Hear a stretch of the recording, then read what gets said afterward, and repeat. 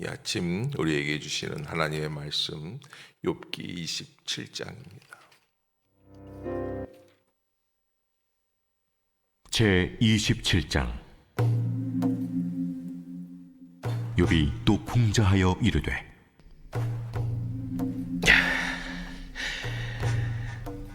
나의 정당함을 물리치신 하나님, 나의 영혼을 괴롭게 하신 전능자의 사심을 두고 맹세하노니 나의 호흡이 아직 내 속에 완전히 있고 하나님의 손결이 아직도 내 코에 있느니라. 결코 내 입술이 불의를 말하지 아니하며 내 혀가 거짓을 말하지 아니하리라. 나는 결코 너희를 옳다 하지 아니하겠고 내가 죽기 전에는 나의 온전함을 버리지 아니할 것이라. 내가 내 공의를 굳게 잡고 놓지 아니하리니 내 마음이 나의 생애를 비웃지 아니하리라. 나의 원수는 악인같이 되고 일어나 나를 치는 자는 불의한 자같이 되기를 원하노라. 불경건한 자가 이익을 얻었으나 하나님이 그의 영혼을 거두실 때에는 무슨 희망이 있으랴. 환난이 그에게 닥칠 때 하나님이 어찌 그의 부르짖음을 들으시라. 그가 어찌 전능자를 기뻐하겠느냐. 항상 하나님께 부르짖겠느냐. 하나님의 솜씨를 내가 너희에게 가르칠 것이요 전능자에게 있는 것을 내가 숨기지 아니하리라.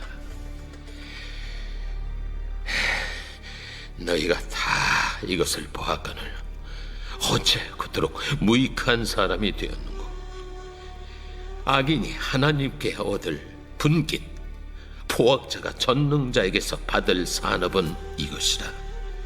그의 자손은 번성하여도 칼을 위하며 그의 후손은 음식물로 배부르지 못할 것이며 그 남은 자들은 죽음의 병이 돌 때에 묻히리니 그들의 과부들이 울지 못할 것이며 그가 비록 은을 티끌같이 쌓고 의복을 진흙같이 준비할지라도 그가 준비한 것을 의인이 입을 것이요 그의 은은 죄 없는 자가 차지할 것이며 그가 지은 집은 조매집 같고 파수꾼의 초막 같을 것이며 부자로 누우려니와 다시는 그렇지 못할 것이요 눈을 뜬 적 아무것도 없으리라. 두려움이 물같이 그에게 닥칠 것이요 폭풍이 밤에 그를 앗아갈 것이며 동풍이 그를 들어 올리리니 그는 사라질 것이며 그의 처소에서 그를 몰아내리라. 하나님은 그를 아끼지 아니하시고 던져버릴 것이니 그의 손에서 도망치려고 힘쓰리라. 사람들은 그를 바라보며 손뼉치고 그의 처소에서 그를 비웃으리라. 아멘. 자, 이제 25장에서 빌닷이 이야기했던 하나님에 대한 이야기를 가지고 26장, 27장 계속 연속적으로 욥이 빌닷의 말에 대답을 해주고 있는 그런 부분들입니다. 욥은 여기 오늘 그 27장 1절에 보면 또 풍자하여 이르되 이렇게 하는데 풍자라는 말이 나오죠. 우리에게는 좀 약간 생소한 단어인데 풍자라고 하는 것은 히브리어로 마샬. 그래서 유사한 내용을 비교하여 진리를 깨닫게 하는 비유, 속담, 격언, 잠언도 여기에 이제 들어가게 됩니다. 그래서 마샬이라고 하는 단어가 나오는데 이제 욥의 이야기들이 나오기 시작을 하고 사실은 욥이 말할 수 없는 극한 고난을 겪었지만 그 고난을 겪는 과정에서 그에게 남아있는 것은 무엇이냐? 하나님에 대한 깊은 묵상들이다라는 것을 우리가 알 수 있고요. 사실 고난을 겪느냐 안 겪느냐라는 것이 우리에게는 이슈가 아니에요. 고난을 안 겪는 사람들은 없죠. 그런데 고난을 겪고 무엇을 남기느냐가 참 중요하다라고 하는 건데, 그래서 그런 의미에서 26장에서부터 이어지는 31장까지 욥의 그 모든 긴 고백들은 매우 중요합니다. 욥이 어떻게 해서 고난을 뚫고 나오고 또 그가 그 고난 뒤풀이에 갖고 있는 고백은 어떤 고백이냐라고 하는 것입니다. 그러니까 여러분, 우리가 인생을 살 때에 고난을 겪었느냐 안 겪었느냐, 난 너무 힘들어서 사는 게, 근데 so 하세요. 그래서 어떻게 됐다는 거예요. 여러분, 아주 힘든 고난을 겪어도 그보다 더 가치 있는 것을 깨닫고 그리고 그 깨달음 길로 나아간다면 고난은 고난이 아닙니다. 그것을 우리가 잊지 말아야지 됩니다. 그래서 우리가 겪는 고난을 값어치 없게 할 수 있는 그런 일들을 멀리 하는 것이 중요하다. 깨달은 것들을 깊이 생각하라라고 하는 것이죠. 자, 오늘 욥이 이제 이야기를 하는 가운데 2절에 보면 나의 정당함을 물리치신 하나님, 나의 영혼을 괴롭게 하신 전능자의 사심을 두고 맹세하노니. 그래서 우리 한국어 성경에서는 이게 조금 번역이 여기 좀 문제점이 있고, 나의 정당함을 물리치신 하나님, 그렇게 생각한다면 굉장히 하나님은 불합리하시고 또 의롭지 못하신 하나님으로 묘사될 수 있지만, 그러나 히브리어 성경 원어 성경에서 보면 제일 먼저 시작하시는 게 살아계신 하나님이에요. 살아계신 하나님을 두고 내가 맹세하는데, 하나님이 어떤 하나님이시냐? 살아계신 하나님이시다. 그런데 그 살아계신 하나님은 어떤 하나님이냐? 여기 2절에 나와 있는 것처럼 정당함도 물리치실 때가 있어요, 없어요? 내가 마땅히 누려야 할 나의 고난이 있어요. 그런데 그것들도 하나님 앞에서는 어쩔 때는 그냥 지나갈 때도 있어요. 그래서 예수님께서 마가복음 10장 45절에 뭐라고 말씀을 하시냐면, 인자에 온 곳은 섬김을 받으려 함이 아니라 오히려 섬기려 한다라는 말씀은 하나님의 이 모든 속성을 우리에게 잘 전달해 주고 있는 부분입니다. 여러분, 나는 사람들에게 섬김을 받아야지 돼 라고 한다고 해서 받는 게 아니죠. 하나님께서 그 순간순간 매 순간마다 하나님께서 나에게 주시는 사명이 무엇인가를 깨닫고 그 길로 가는 것이 지혜롭죠. 부자라고 다 누리는 게 아니잖아요. 가난한 자라고 다 가난한 게 아니거든요. 그래서 우리가 인생을 살아가면서 내가 어떻게 살아가야지 될까? 그래서 욥이 이야기하는 것은 살아계신 하나님을 두고 맹세하노니, 하나님은 어떤 하나님이시냐? 나의 정당함도 물리치실 때가 있고 나의 영혼도 괴롭게 하실 때가 있어요. 그게 다 하나님은 이유가 있으신 분이고, 이게 살아계시다라는 것, 정치하는 분들이 흔히 얘기하는 게 뭐라 그러냐면, 정치는 생물이라고 얘기를 해요. 그래서 표가 누구에게로 갈지 어떻게 될지 그거는 끝나봐야 안다는 거예요. 그런데 하나님도 또한 그렇다는 거예요. 하나님이 살아계셔요.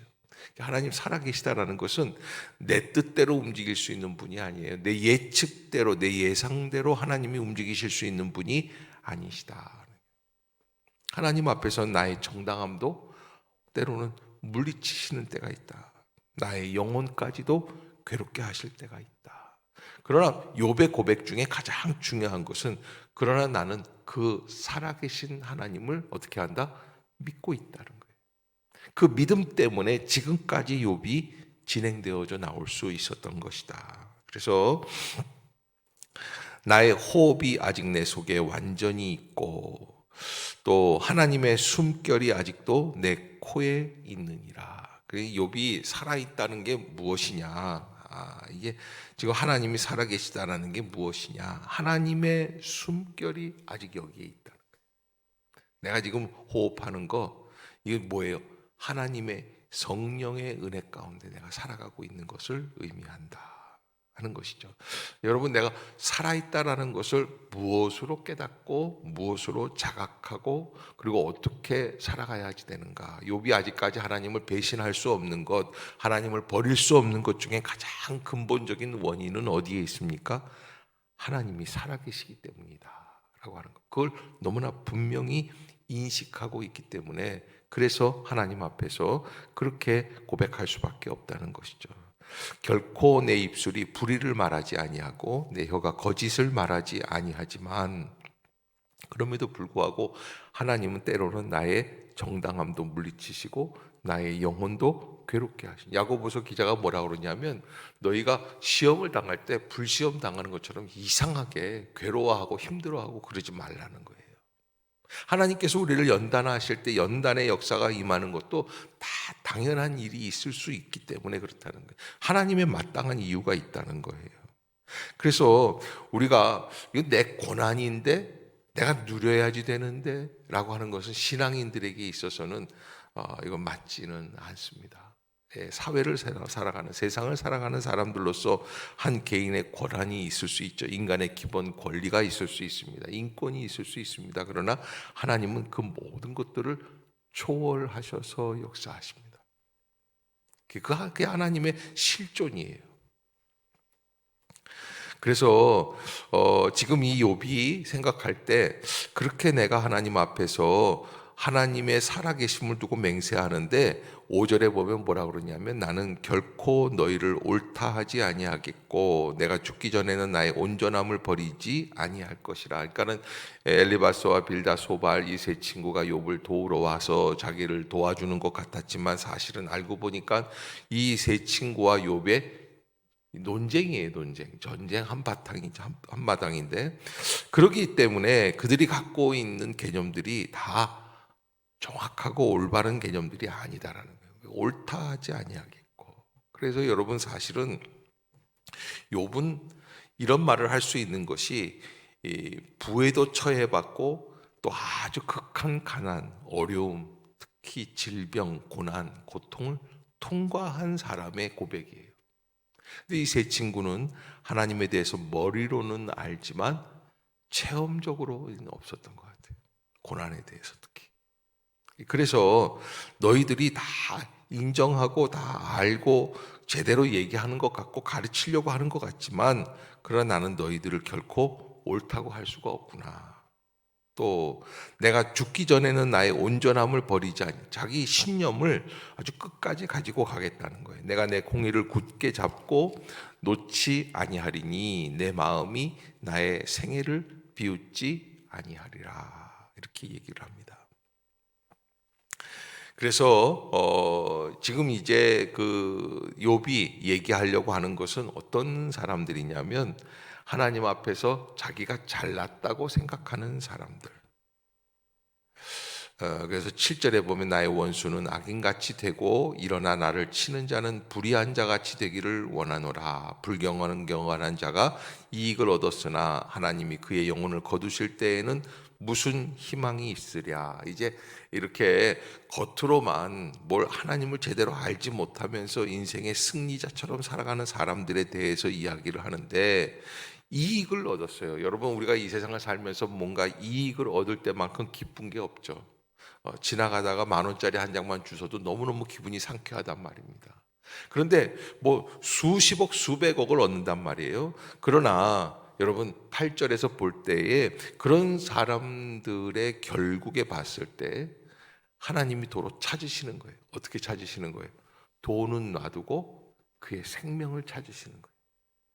그게 진짜 미치고 팔짝 뛸 일이에요. 여러분 인생을 살아가면서 진정한 부요함은 어떻게 돼요? 이거 얻은 것을 누릴 수 있어야지 되는데 누리지도 못하고 그냥 끝나버리는 거예요. 그래서 하나님이 그의 영혼을 거두실 때 그게 무슨 희망이 있을까? 복음서에도 나오지 않습니까? 부자가 그냥 한 해의 농사를 잘 짓고 너무 잘 돼서 그래서 창고도 몇 개 더 지으려고 하고 있는데 하나님께서 뭐라고 그러시는 거예요? 어리석은 자요, 내가 오늘 밤에 내 영혼을 도로 취하면 내가 여지껏 한 해 동안 수고해서 거둔 이 풍성한 수확이 다 무엇이 되겠느냐. 여러분 우리가 이 세상을 살아갈 때 가장 중요한 본질적 가치, 궁극적인 원인 그게 어디에 있다는 거예요? 살아계신 하나님께 있다는 거예요. 하나님이 거두시면 아무 소망이 없어요.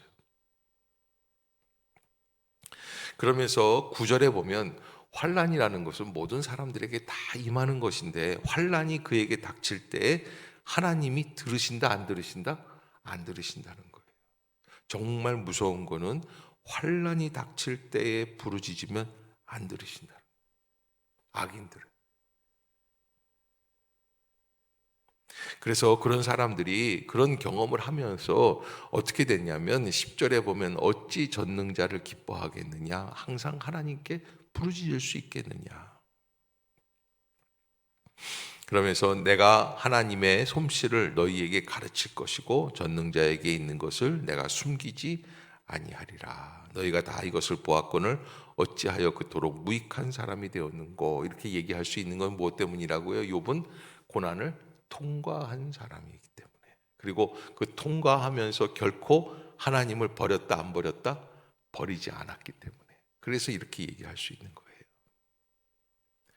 자, 13절부터 보면은 악인들이 살아가고 있는, 이게 악인들이라고 그래서 여러분 뭐 이렇게 그냥 막 조폭들처럼 뭐 사람을 죽이거나 해코지를 하거나 이런 사람들뿐만 아니라 여기 악인이라는 것은 교만한 사람들, 하나님을 인정하지 않는 사람들, 특별히 자기가 잘났다고 하는 사람들, 자기의 확신을 굽히지 않는 사람들, 뭐 이런 사람들을 얘기하는데, 13절에 악인이 하나님께 얻을 분깃, 포악한 자가 전능자에게서 받을 산업은 무엇인가? 이것이라. 그래서 14절부터 보면은 그의 자손은 번성하여도 칼을 위함이요. 이게 무슨 얘기예요?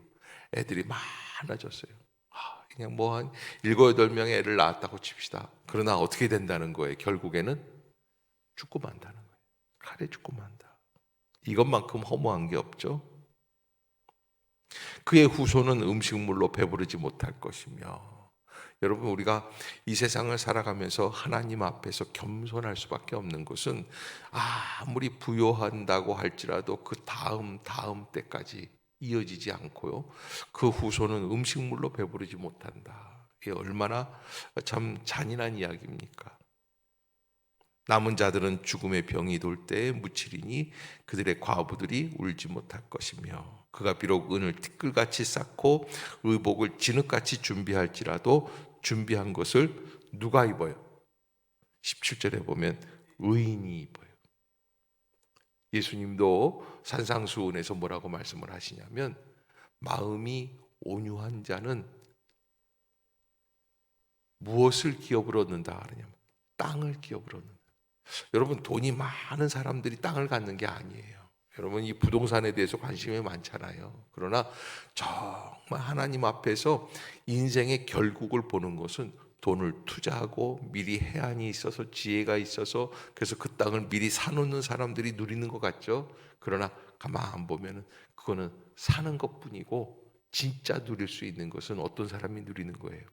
온유한 사람들이 누리는 거예요.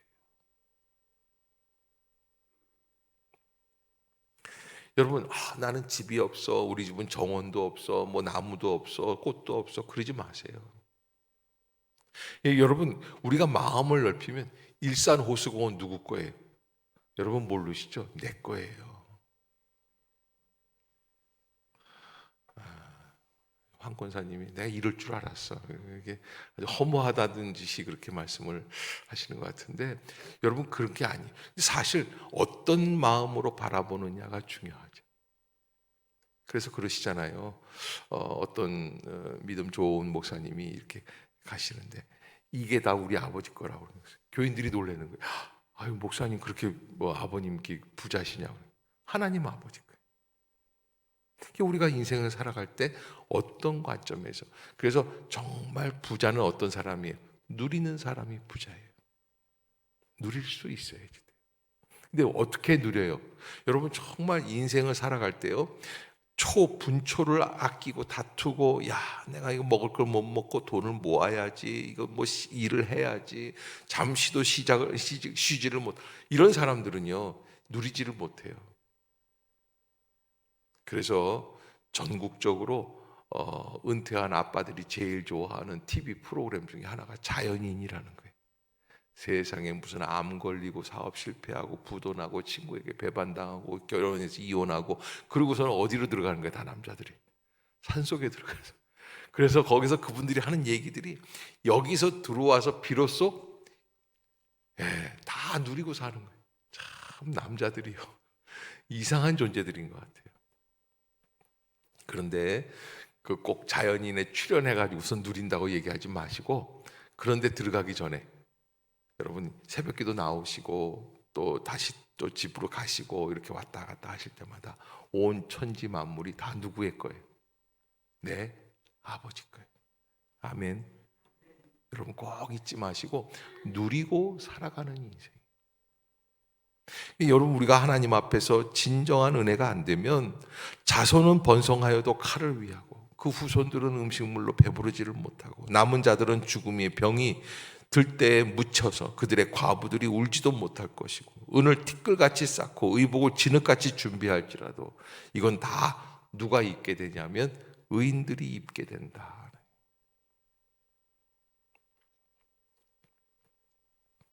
그래서 여기 오늘 뭐 본문에 이제 그 13절부터 23절까지 욥이 이제 그 지금 부연 설명하고 있는 악인의 최후의 모습들, 의인의 모습들 이렇게 쭉 하는데 결국에는 욥이 하나님을 버릴 수 없었던 이유를 설명하는 거예요. 내가 왜 비겁한 사람들처럼 여기에 간에 붓고 쓸개에 붓고 또 하나님을 부인하고 싶기도 하죠. 하루아침에 그 많은 재산들을 다 없애고 그리고 자식들 10명을 다 없애고 그리고 자기 자처와 병이 들어서 그래서 죽어가고 있는 그런 신세를 만들어 주시는 하나님이신데도 왜 하나님을 부인할 수가 없느냐? 하나님의 결국이 이런 일들이기 때문에 그래요. 그래서 하나님을 인정하지 않고 하나님을 부인했던 사람들의 마지막이 그러했기 때문에 욥은 결코 하나님을 배신할 수가 없다. 혹 어떤 때에는 하나님이 나를 버리신 것 같을 때에도. 그래서 그 대표적인 그런 상징적인 사건이 우리에게는 있죠. 예수 그리스도께서 십자가에서 뭐라고 그러세요? 엘리 엘리 라마 사박다니, 아버지여 아버지 어찌하여 나를 버리시나이까. 마지막에 그 최후의 순간에 무엇을 의미하시냐면 버림받은 그리스도. 그 여러분 우리가 인생을 살아갈 때 내가 버림받는 것 같은 그런 마음이 들 때에도 하나님 앞에서 결코 의심할 필요가 없다. 아멘. 예, 그리고 하나님을 담대하게 바라보고 나아가는 거예요.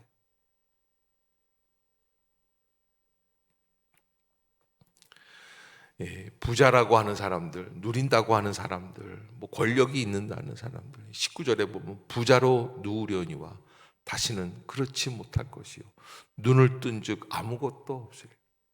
세상에 우리가 야 나는 뭐 이도 말고 저도 말고 그냥 한 100억만 있으면 정말 좋겠다.